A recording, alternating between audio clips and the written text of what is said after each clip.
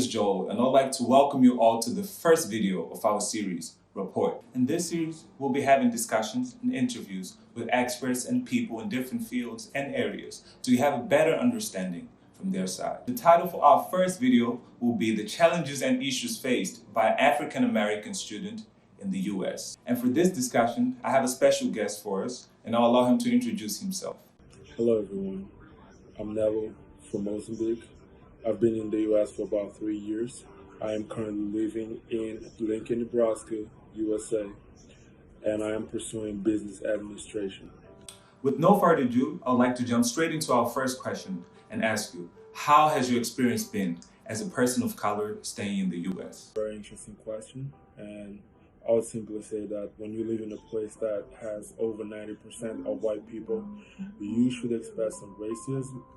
That is so unfortunate, but that's the case.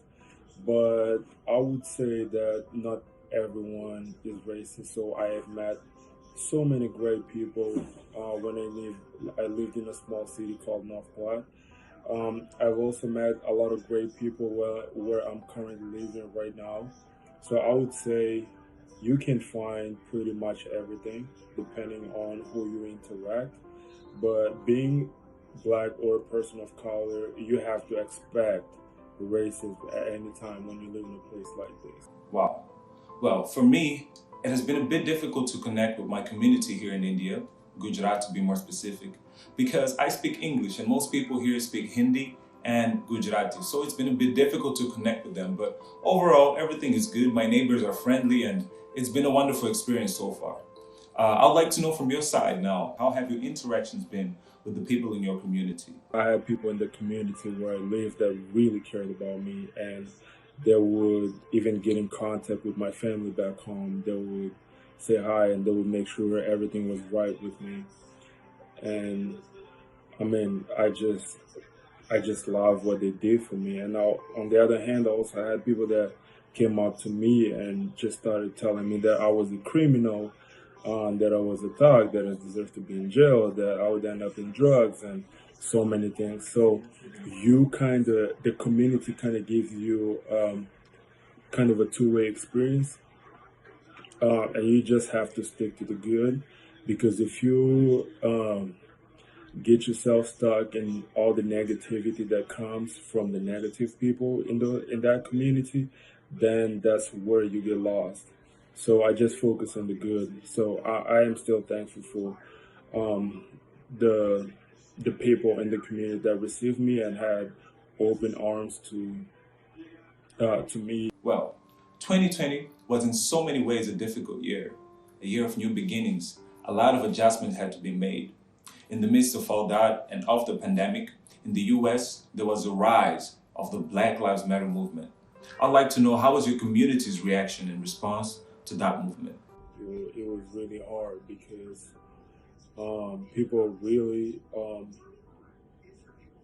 weren't able to be empathetic with the movement, and they just thought Black Lives Matter was not a good movement. And as a counter to the movement, they focused on how Blue Lives Matter, which means they were in support of the police, and they also didn't believe in police brutality. But one thing that shows me how weird that counter was is the fact that a group of people that were not people of color invaded the US Capitol, and as a result, at least 5 people have died. I think 2 of them died in the place, and we have people that committed suicide. We are talking about members of the police, and the people here are just quiet about it. So that it makes you wonder if it was ever about the cops or it was just people being against Black people. Because you have these cops that are being killed because they were trying to defend the Capitol against white people. Then people don't want to talk about it. But when you have Black people protesting without killing any cop, because they are being killed by cops, then you have people being so vocal, so it becomes a little weird. Well, Nell, I'd like to thank you so much for your contributions, and I believe that our community has been enriched by each and every single thing that you have shared. I'd like to know if you have any other thing that you'd like to share with us, any other information, any other, part of your experience that you'd like to share with us. Before we leave, I'd like to say two things. Make sure you're showing love to the people around you. The second thing is, if you're a dreamer, I know things are hard right now, but keep dreaming, keep reinventing yourself, and doors will open. They may take a little longer, but they will open. Lastly, I would like to say thank you, Joel, for having me. Once again, thank you so much. This has been a wonderful discussion, and truly, once again, I am sure that the community has been enriched. I'd like to thank you all for watching and ask you to stay in tune till the next video comes. Till then, remember, stay connected.